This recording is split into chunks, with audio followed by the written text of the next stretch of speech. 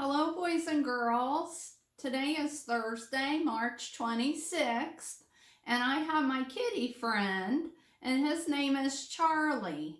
And Charlie is kind of like you boys and girls at school.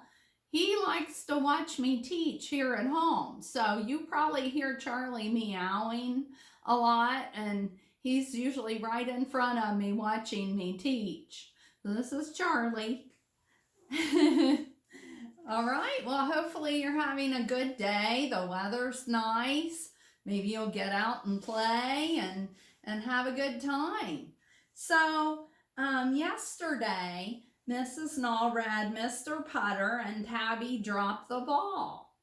And you remember it was a story about Mr. Putter and he's a little older and he decided that he wanted to get some exercise doing something that he really enjoyed, and that was playing baseball. Well, if you think back of probably a couple weeks ago when Mrs. Null had you get in line and I said we were going to go on a little trip, and we walked by the classroom windows and we looked out like we do all the time, and we found some things that we had never noticed before. Remember that? We had looked out so many times, but we looked out again and we saw some things that we didn't notice before. I remember I saw a big barn in the background that I hadn't noticed before. Well, as something that you may not have ever known about Mrs. Null is that when I was younger, I had a dog, and my dog's name was Yoda, and it was named after the character in Star Wars. Yeah, so see, you thought you knew everything about Mrs. Null, but now I'm telling you something brand new that you didn't know before. Well, you know what? When you read a story again, sometimes you notice things about the characters that you never noticed before. So I'm going to reread one of the chapters in Mr. Putter and Tabby Drop the Ball. I'm going to reread chapter 5 that was called What a Day. And I want you to see if there's anything that you didn't notice when I read the story yesterday about any of the characters. So, chapter 5, What a Day. Another batter came up. Swing and a miss. Swing and a miss. Swing and a ground ball to third. Mr. Putter couldn't watch. Glomp. Zeke got the ball and ran in circles. The other team scored again. The Yankee Doodle Dandies were not happy. They benched Zeke. Stay, they said. No way, thought Mr. Putter. The score was tied 2-2. If the other team scored again, the Dandies would lose. A batter came up. Swing and a miss. Swing and a miss. Swing and a hit to the outfield. Mr. Putter leaped into action. He ran for the ball. It was rolling. He'd have to bend down to get the ball. Mr. Putter tried to bend down, but his knees said no way. The Dandies were about to lose, but then... Glomp! Zeke got the ball. Zeke looked at Mr. Putter. Mr. Putter looked at Zeke. Then Zeke jumped. He jumped and he put that ball right into Mr. Putter's mitt. Then Mr. Putter threw that ball to home. And because the batter was 100 years old and hadn't gotten there yet, the Dandies got him out. Hooray! The game ended in a tie. The Dandies carried Zeke on their shoulders, and they gave Tabby a ride in the peanut box. Oh, man. So did anybody notice anything that they didn't notice yesterday? I noticed something on one of the pages,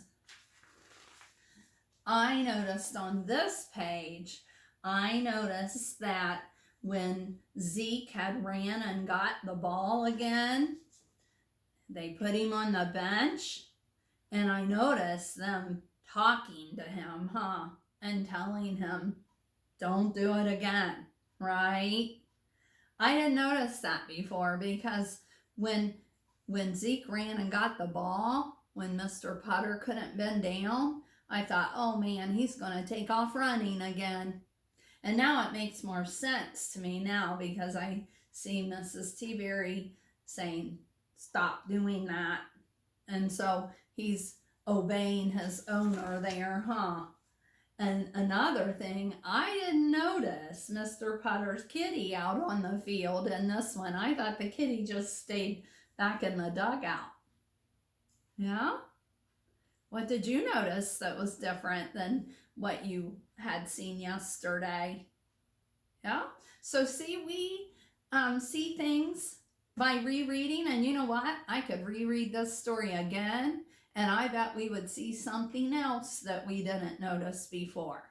So make sure that you don't just read a book one time, read it a few times, because each time you read it, you're probably going to notice some new things about the characters and about things that happen in the story. All right, well today I have a new story, and it is called Get Out of Bed. Did any of you have trouble getting out of bed this morning? Oh man, that is so hard, especially when you're having a really good dream and you don't want to wake up. It is so hard to get awake and get out of bed, Well, this story is by the author who's named Robert Munsch, right? And so let's see. Oh, I see a blurb on the back. It says, when Amy won't get out of bed, her parents don't know what to do. Amy's brother comes up with a wacky solution that gets Amy to school on time. But will her school ever be the same? Oh man. I wonder how Amy's brother gets her out of bed, and I wonder why it says, will her school ever be the same? We're going to have to read it and find out, Let's see. Get out of bed.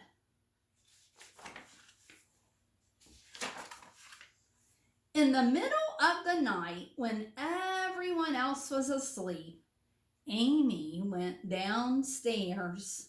She watched The Late Show, The Late Late Show, The Late Late Late Show, The Early Early Early Early Show, and finally went to bed because she was feeling somewhat tired.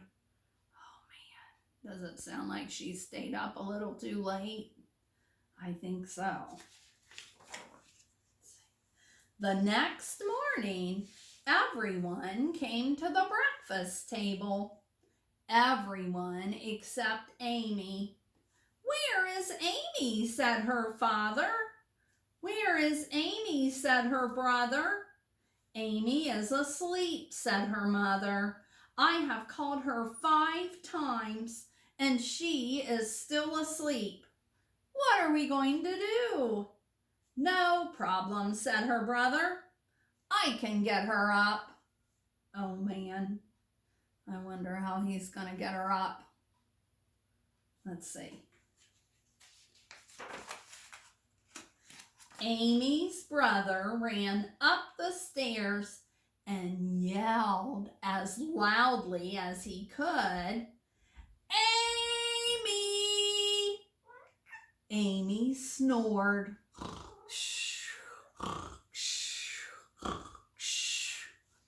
Be late for school, he said.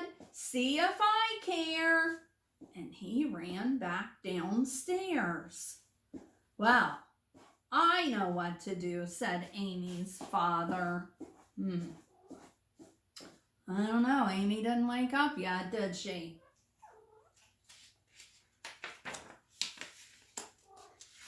He walked up the stairs and said in his sternest father voice, "Amy, if you don't get out of this bed this instant, I am going to be very mad."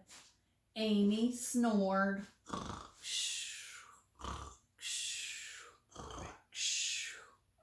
He went back downstairs and told Amy's mother, "Your daughter will not get up." Oh man. "Well, I have something that sometimes works," she said. Let's see if her mom can wake her up. She ran up the stairs, stood Amy on her feet, and said very nicely, "Amy, please wake up." Amy fell over and went to sleep on the floor.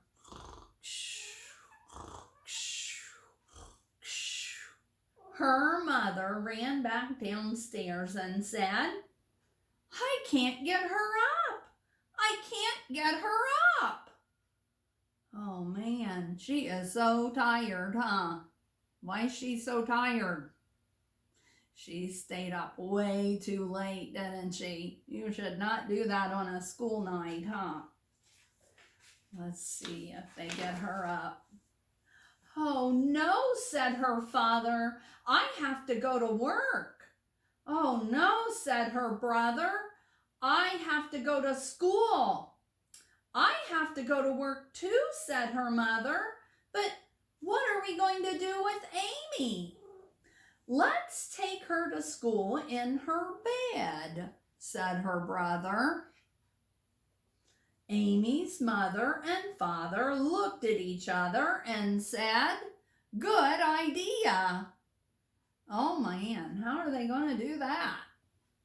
Let's see.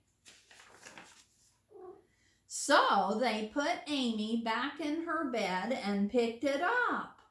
Then they walked out the door, down the street, around the corner, through the schoolyard, and into the school. They put the bed down in the back of the classroom and left. Oh my goodness. Can you imagine that happening to you? Let's see what happens. Later that day, the principal came in and said, "What is going on here?" "I don't know," said the teacher. "It's Amy. She will not get out of bed." "No problem," said the principal. She walked over and yelled at Amy as loud as she could. "Wake up!" Amy snored.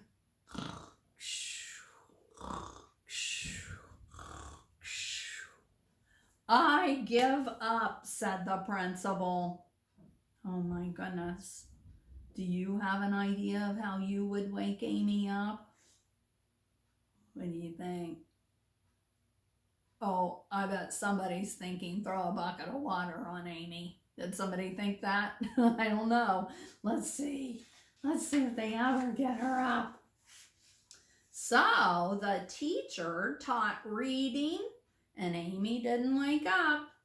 The teacher taught arithmetic. What's that? That's another name, a synonym for math. And Amy didn't wake up. They went to gym and Amy didn't wake up. They went out for recess and Amy didn't wake up. They had lunch and Amy didn't wake up. They had art and Amy still didn't wake up. Oh man, they're painting on Amy. Finally, it was time to go home. "Call the mother, call the father," yelled the principal. "Get this kid out of here." So Amy's mother came from work, and her father came from work, and her brother came from school. They picked up Amy's bed, carried it home, and all had dinner except Amy. Amy was asleep.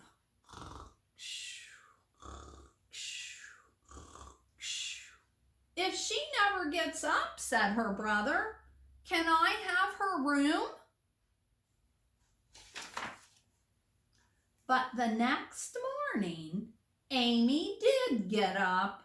She ran downstairs and said, "Oh, I'm hungry. I haven't eaten in years." "Nice to see you," said her mother. "Did you have a nice sleep?" "Wonderful," said Amy. "But I had strange dreams." Then her mother went to work, and her father went to work, and Amy and her brother went to school. At the door of the school, the principal said, "Good morning, Amy. How are you today?" "Wonderful," said Amy. "But I had strange dreams last night." "I bet," said the principal. Then Amy walked into her classroom, and everyone snored.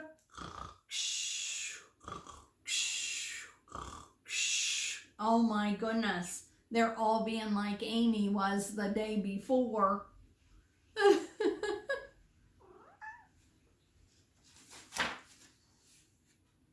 And that's the end. Oh man, what a silly story.